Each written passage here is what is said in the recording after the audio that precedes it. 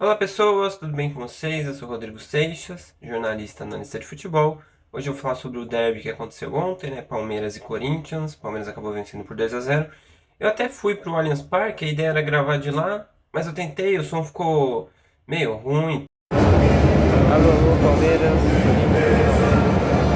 tudo ali não estava dando muito certo. Depois eu não ia conseguir usar o campo para gravar, né, na beira do campo ali, onde eu já cheguei a gravar alguns vídeos ali, o som fica melhor, até porque é um pouquinho depois do jogo, já desligou o som, tudo, mas não deu tempo ontem, então venho aqui para falar sobre o jogo aqui, para explicar um pouco melhor tudo o que aconteceu e alguns detalhes que eu acho que são importantes sobre esse jogo.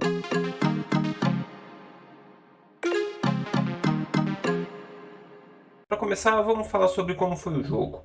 Acho que em campo o Palmeiras não fez um grande jogo. Acho que o Palmeiras foi melhor. Acho que durante todo o jogo conseguiu controlar a partida todo o jogo e começou muito bem. O Palmeiras foi tinha vários desfalques, né? Foi a campo com vários jogadores da base. Começou com 5, depois teve 8, né? Os jogadores foram entrando e no fim terminou o jogo com ao todo usando 8 jogadores da base e começa o jogo apertando muito o Corinthians no campo de defesa dele. Tanto que o Palmeiras, naquele início de jogo, rouba muitas bolas perto do gol e cria muitas chances ali. O Corinthians não conseguia sair jogando, o Palmeiras tinha aquela marcação individual que ele faz na série de bola, então tinha um jogador em cada posição. O Corinthians tentava sair jogando, o Palmeiras retomava a bola perto do gol e criava uma chance. Foi assim por 15 minutos e criou muitas chances. Parecia que o Palmeiras ia ser avassalador o jogo todo, ia criar muitas chances, mas não foi bem assim, porque conforme o tempo foi passando, o Palmeiras foi diminuindo um pouco o ritmo dessa pressão. O Corinthians foi, não diria conseguindo sair um pouco melhor, mas tendo um pouco mais de espaço para sair, então conseguiu não perder tantas bolas ali perto do gol e o jogo foi fluindo um pouco melhor para o Corinthians. Mas desde o início, o Corinthians foi um time que, quando não tinha a bola, se fechava um pouco mais próximo da sua própria defesa, né? 4-2-3-1, mas que na hora de defender ficava um 4-4-2. E que na hora de atacar apostava muito no Wesley e no Yuri Alberto um pouco mais para o lado esquerdo, né? O Yuri Alberto ele circulava para os dois lados do campo, mas ele ficava muito mais perto do Wesley do lado esquerdo do que do Mosquito do lado direito.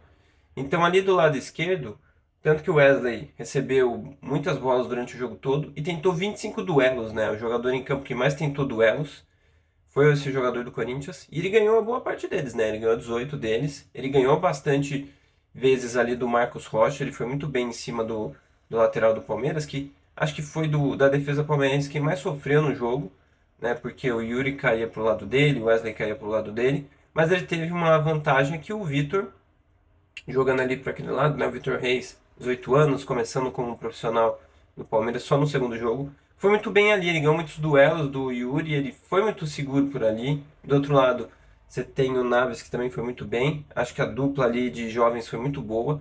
O Naves ele desarmou 5 vezes. O Vitor só errou 2 passes dos 22 que ele deu, então ele acertou 91%. Funcionou bem ali também. O Palmeiras conseguiu segurar o Corinthians, que teve poucas chances boas. As principais foram em dribles do Wesley. O Yuri tem uma boa chance ali no segundo tempo. Aí já depois que o Palmeiras fez 2-0. Então acho que foi um jogo em que o Palmeiras teve um pouco de dificuldade ali depois que passou os 15 minutos de criar chances. Mas quando começa o segundo tempo, o Palmeiras tem uma boa chance de falta ali na meia-lua, né, no ataque. O Rafael Veiga sofre a falta, o Rafael Veiga cobra. E ele ia fazendo gol, só que na verdade a bola desvia no Fabinho, né? O Fabinho abaixa ali para tentar sair da bola. A bola acaba acertando a cabeça dele, vai na trave e entra, né? O Palmeiras teve um pouco de sorte nesse lance. Mas é dos pés do Veiga que saem as jogadas de gol. Sai esse gol que acaba virando uma assistência dele. E alguns minutos depois, nesse gol é no comecinho do segundo tempo, o segundo também ali com 11 minutos, o Rafael Veiga cobra o escanteio, o Vitor Reis acaba desviando de cabeça e faz o gol, né? O Palmeiras ainda sendo importante e bom em bolas paradas e o Palmeiras faz 2-0. Depois o Estevão vai driblar ali pelo lado direito.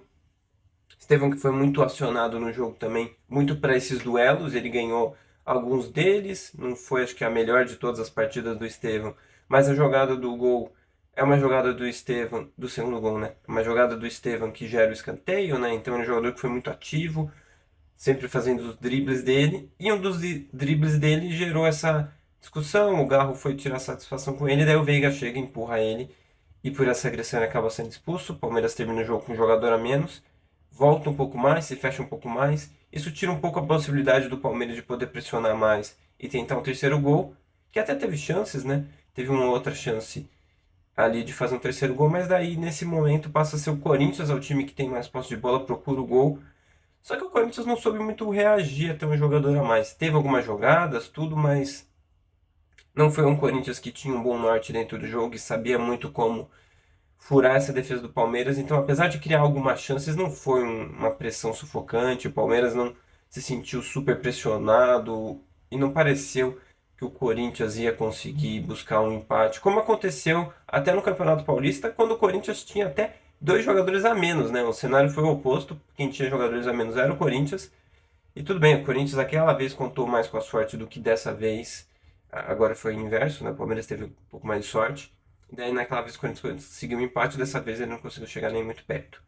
Né? Então eu acho que de tudo isso o Palmeiras se mostra um time forte, apesar de não fazer um grande jogo, né? Mais uma vez um time forte, que teve o Veiga decisivo e que teve a base participando muito, né?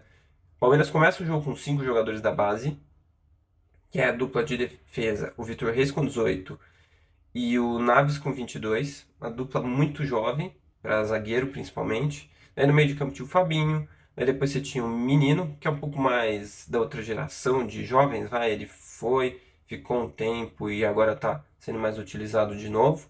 Né? Ele chegou até a ser convocado para a seleção brasileira antes.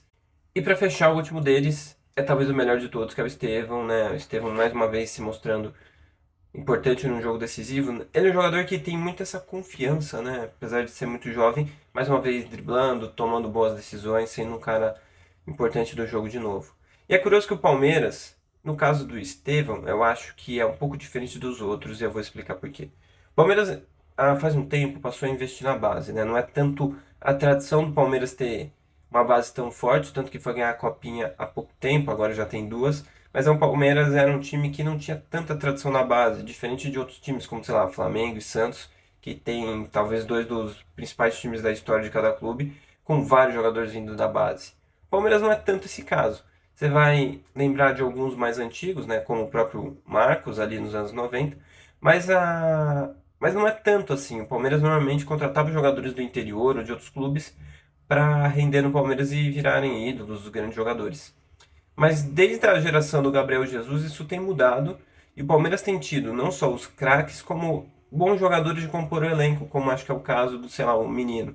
O Menino talvez não vá virar um craque, mas é um jogador que sempre que o Palmeiras precisa ele joga. Então eu acho que isso mostra uma base que tem bons jogadores e tem os craques, mas como é que funciona para ter esses craques? Porque vamos pensar, o Palmeiras, ele passou a ter um soft power da base muito forte, porque já se acredita que a base do Palmeiras é boa hoje, então quando o Estevão, o Messinho, ele surge, ele quer, e o Palmeiras faz uma proposta para ele vir para o Palmeiras, e ele quer jogar no Palmeiras, porque ele sabe que o Palmeiras é um clube que investe na base e que ele vai ter espaço no profissional, né? O Abel, ele fala que ele é corajoso por usar a base, mas é porque é uma pedida do clube, né? O clube quer que a base seja utilizada.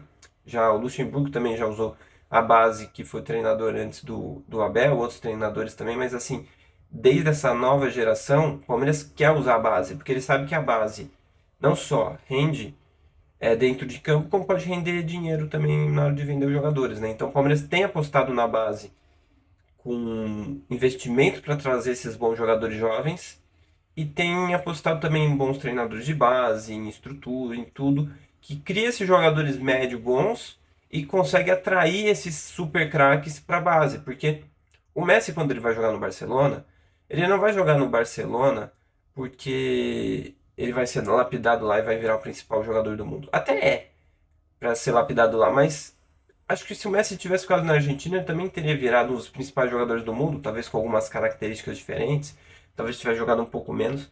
Mas ele vai para o Barcelona porque o Barcelona investiu dinheiro nele, não só para fazer um tratamento de crescimento, que ele era muito baixo na época, tudo, mas além disso, porque o Messi sabia que o Barcelona era um time que investia na base. Então você dizer para os outros clubes que você investe na base também ajuda a atrair esses super craques. Então o Estevam e o Endrick eu acho que teriam virado grandes jogadores de futebol em qualquer base do Brasil.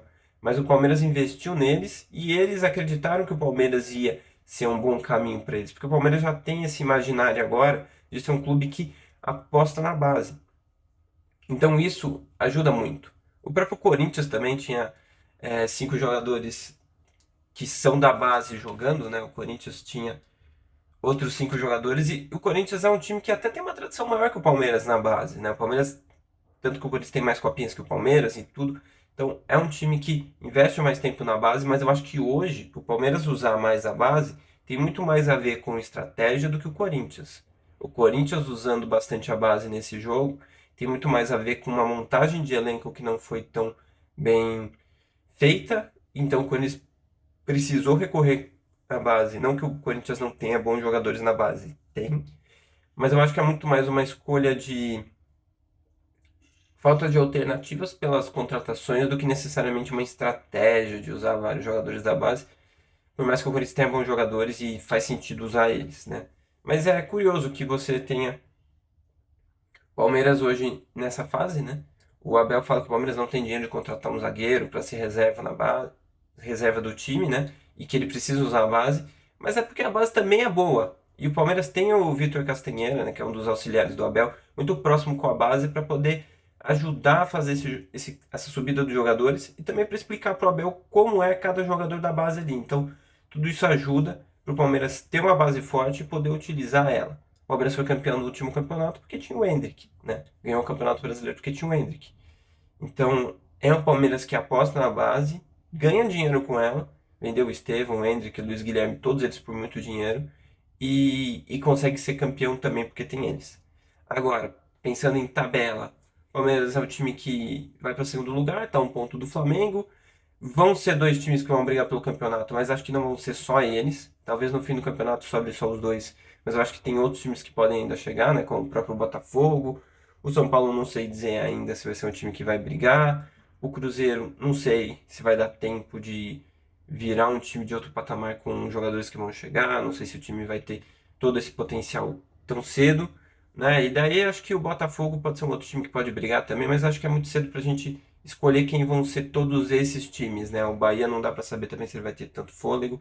Enfim, eu acho que é um time que acho que o Palmeiras e o Flamengo definitivamente vão brigar pelo título. Agora, os outros times que vão chegar para essa disputa não dá para ter tanta certeza, né? Palmeiras que tá mostrando que pode ser muito forte sem os principais, sem alguns dos principais jogadores, e ainda tem muitos jogadores para chegar, né? O Felipe Anderson, um jogador que vai estrear, o Maurício vai estrear, então depois do dia 10 o Palmeiras vai ter vários outros jogadores para fazer parte e vai ser um time mais forte do que é hoje, provavelmente, né? Porque tem bons jogadores para chegar e o Palmeiras, apesar de ter perdido o Endrick, nessa temporada, entre aspas, ganhou o Estevão, que cada vez joga melhor, que cada vez é mais decisivo nos jogos e vai ganhar esses outros reforços, né? Apesar de que a base é sempre um bom lugar para você buscar jogadores, a base é sempre um lugar que o Palmeiras pode contar quando precisar. Isso está sendo mostrado cada vez mais, né? Você tem uma zaga que tem o Vitor Reis e o Naves, além do Fabinho, num jogo decisivo de clássico, e eles são talvez o principal fator do Palmeiras no jogo, porque o ataque talvez não tenha funcionado tão bem, mas a defesa funcionou muito bem no jogo. Então é importante e mostra como o Palmeiras é competitivo. Do outro lado, né, o penúltimo colocado e o segundo, né, cada um em um extremo da tabela, o Corinthians tem 9 pontos em 13 jogos, né, ele só está na frente do Fluminense que tem 6 pontos nesses 13 jogos. E o Corinthians é um time que sofre muito. Eu acho que a temporada foi ruim de contratações, o time não se encaixou, o Corinthians passa técnico, entra novos técnicos, é um time que não consegue se encaixar, porque como clube ele não consegue ter um norte de futebol, então para qualquer treinador fica difícil. E o Antônio ele vai tentando organizar o time, em alguns jogos o time está mais organizado, em outros menos. Quando pega adversários mais fortes, até consegue mostrar uma certa organização em alguns momentos, mas é um time que não consegue reagir porque falta aquele algo a mais. Falta aquele algo a mais, um pouco de falta de entrosamento de alguns jogadores, um pouco de falta de norte de futebol em alguns momentos, um pouco por falta de uma certa qualidade de algumas peças. Então é um time que o limite dele, o limite de futebol que ele tem mostrado é muito baixo. Então quando os adversários sobem um pouco o nível, o Corinthians não consegue mostrar bom futebol, não consegue reagir dentro dos jogos. Quando tinha um jogador a mais contra o Palmeiras, até criou chances, mas não criou umas chances sufocantes para conseguir buscar um resultado melhor. Então é um time que vai sofrer ainda muito. Não sei se o Antônio vai ficar ou não. Eu tô falando na manhã de terça-feira depois do clássico, então eu não sei se ele vai ficar depois disso. Eu sei que vai ter uma discussão sobre isso, mas mesmo se ele sair, independentemente de quem chegar, acho que o Corinthians ainda vai sofrer. E o campeonato do Corinthians vai ser esse: brigar para não cair e depois pensar em tentar ter coisas melhores lá na frente. Mas é um time que ainda vai sofrer bastante.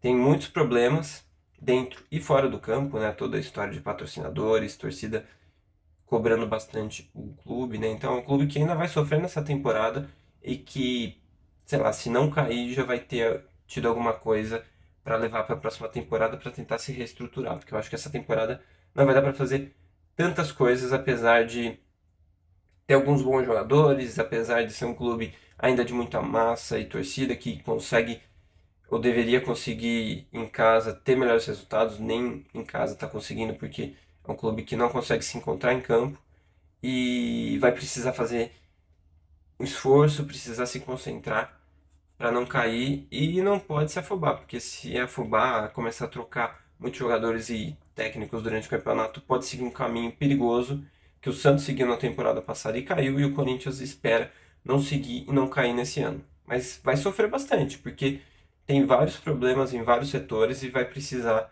tomar cuidado. Então isso, esse foi meu vídeo sobre o jogo de ontem, acompanhei do estádio, deu para ver bastante coisa ali. Não consegui gravar do estádio, mas trago aqui o vídeo para poder falar sobre o assunto. A ideia é trazer alguns vídeos sobre alguns jogos que eu vou fazer. Se eu tiver e eu achar que eu tenho alguma coisa para explicar ou para falar sobre o jogo, eu vou trazer vídeos aqui. E esse foi mais um vídeo do canal. Espero que vocês tenham gostado. Até o próximo vídeo. Valeu!